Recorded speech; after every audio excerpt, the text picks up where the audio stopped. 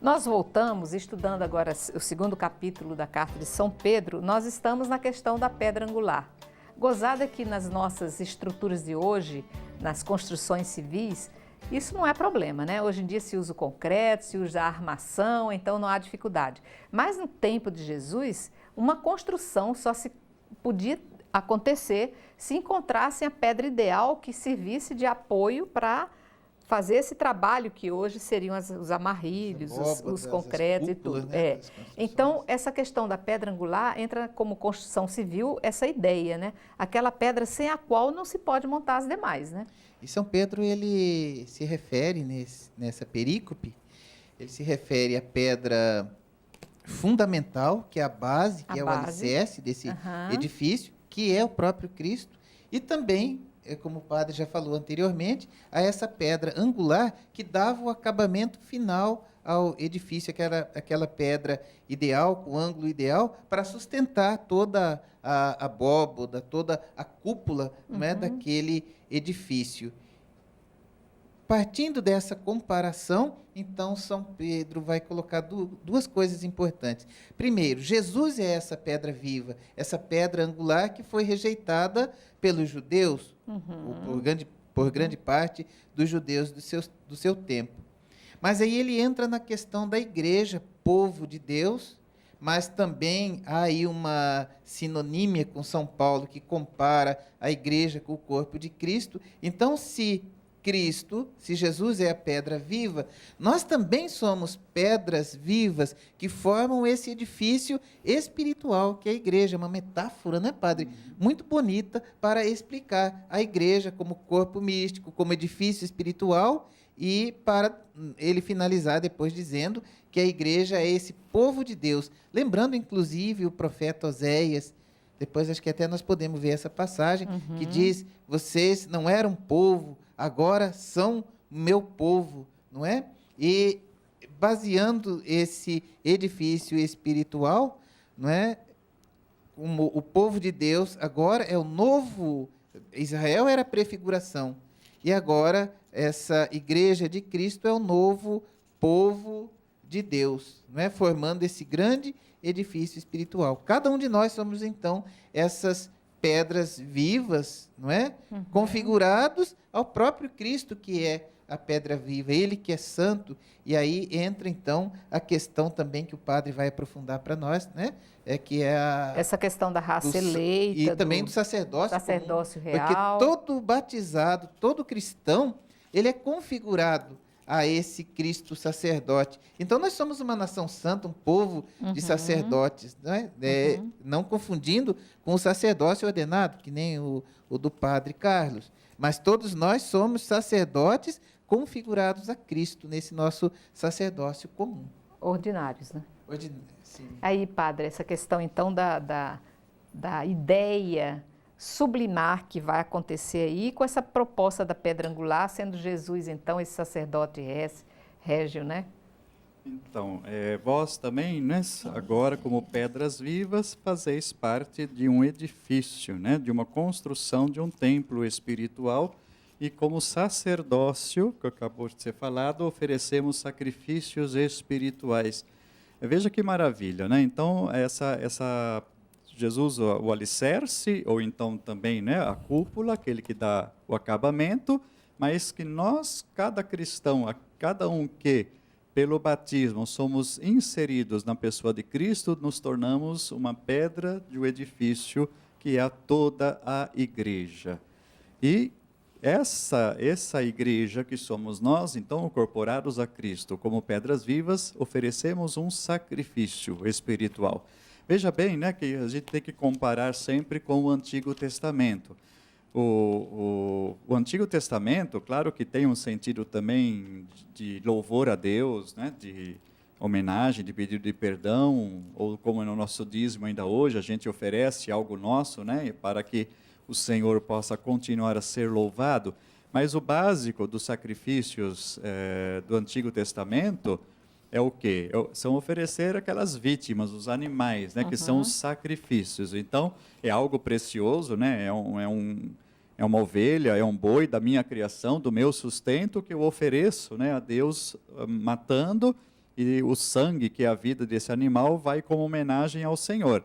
Agora, São Pedro está dizendo aqui, o cristão, ele já não faz parte mais do povo judeu, né, que oferecia esses sacrifícios, oferece um outro sacrifício, qual? A sua vida, a sua ação, o ser santo no mundo, aquele que está, não é, alimentado, regenerado e alimentado pela palavra do Evangelho, transformando a sua vida e transformando a sua vida no sentido de tornar também o mundo melhor pelo amor ao próximo.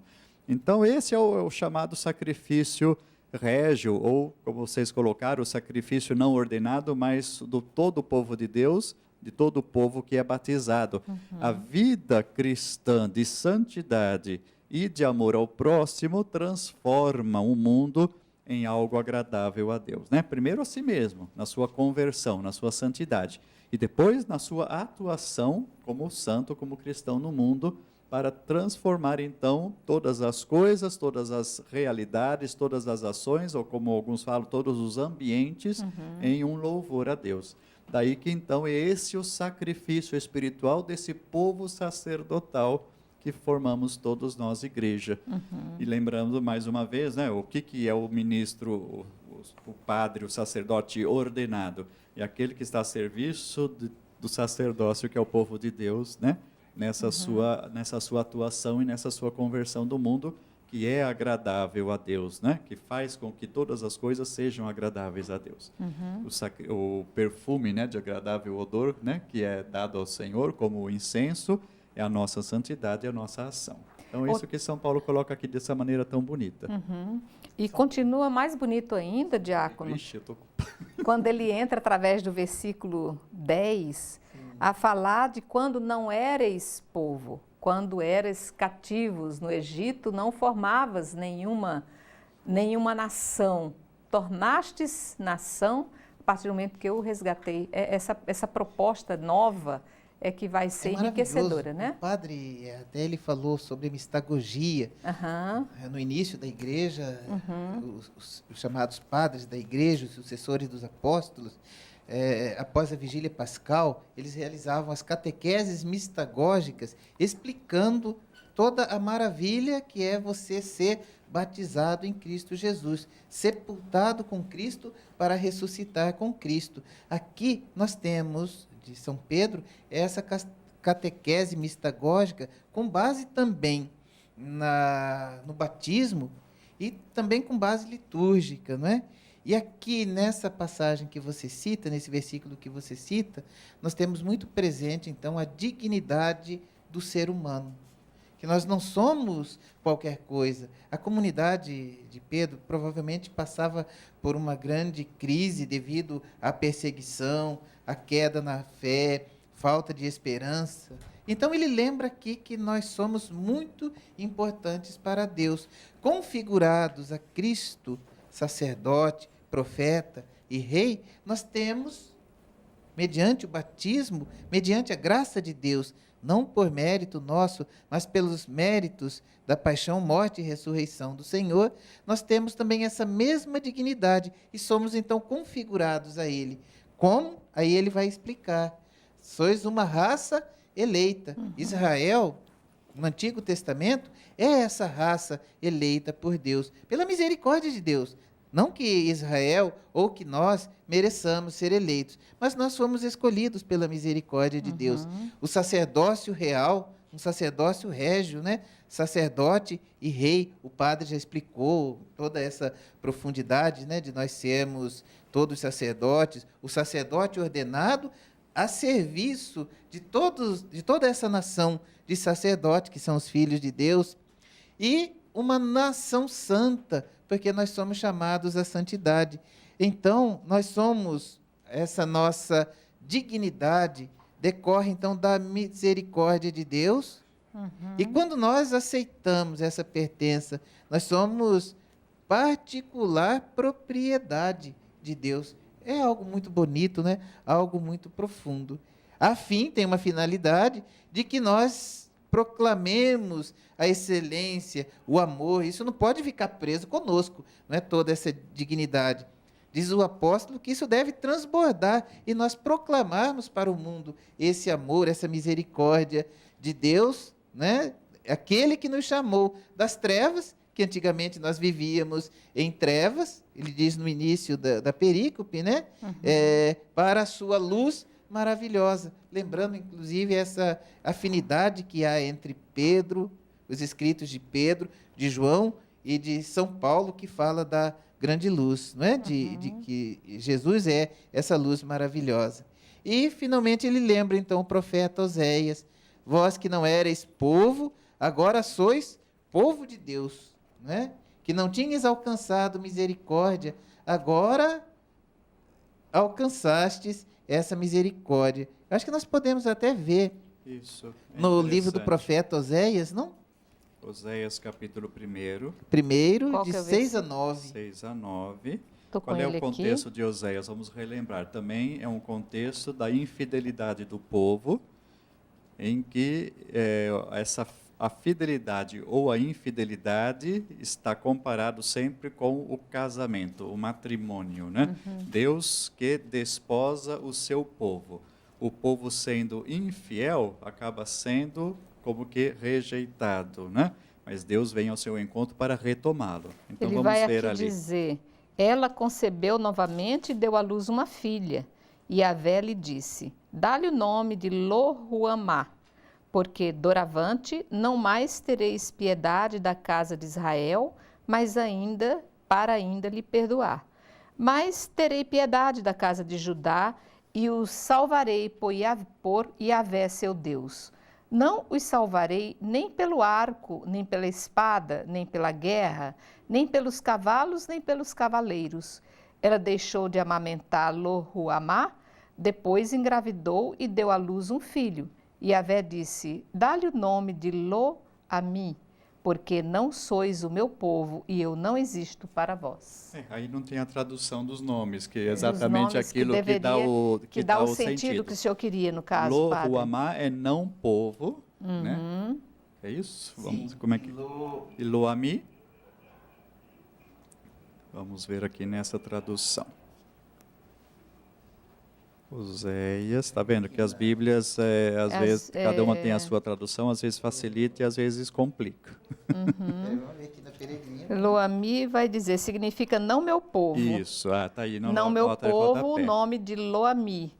E Lo-Ruamá, no Lo-Ruamá, esse daí já vou ter que procurar. Então, Lo-Ami é não meu povo, passa a ser chamado depois de meu povo outra vez, né?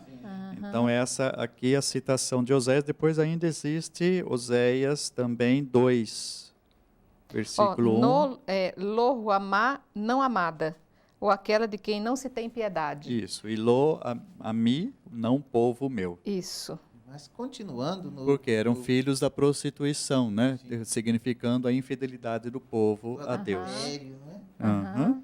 Mas aí ele diz no capítulo 2, versículo 1, o número dos israelitas será como a areia do mar, Isso. que não se pode medir nem contar. No mesmo lugar onde se lhes dizia, não sois meu povo, se lhes dirá, filhos do Deus vivo. Então, aquele que não era povo devido à infidelidade, pela misericórdia de Deus e pela conversão e arrependimento, volta a ser meu povo, já prefigurando esse novo povo de Deus, o qual São Pedro refere na sua carta.